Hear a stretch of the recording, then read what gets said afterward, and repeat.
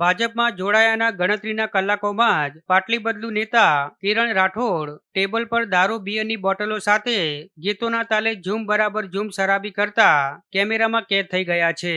આમ 24 કલાકમાં કોંગ્રેસથી ભાજપ અને ભાજપથી કોંગ્રેસ કરી ફરી ભાજપમાં સ્થિર થયેલા સભ્યની આ હરકતે પક્ષની પ્રતિષ્ઠા પર દાવ લગાવી દીધો છે. શું એક બેઠક જીતવા માટે આવા લોકોને પક્ષમાં લેવા જરૂરી હતા? એવો ગણગણાટ ભાજપના પાયાના કાર્યકરોમાં શરૂ થઈ ગયો છે. ત્યારે વાયરલ થયેલા વિડીયો બાદ હવે શિસ્તમાં માનવાવાળી ભાજપા કિરણ રાઠોડ સામે શું પગલાં લેશે એ જોવાનું રહ્યું. ઉલ્લેખનીય છે કે કિરણ રાઠોડ વડોદરા જિલ્લા પંચાયતના સભ્ય રહી ચૂક્યા છે અને આ વખત આ બેઠક પર મહિલા અનામત જાહેર થતા તેમના પત્ની હેમાબેન રાઠોડ આ બેઠક પરથી ભાજપના ઉમેદવાર છે. ત્યારે ગાંધીના ગુજરાતમાં જ્યાં દારૂબંધીનો કડક અમલ કરવાની વાતો થાય છે, ત્યાં સત્તાધારી પક્ષ ભાજપના સોખડા બેઠકના મહિલા ઉમેદવારના પતિના આ વાયરલ વિડીયોએ ભારે ચર્ચા જગાવી છે.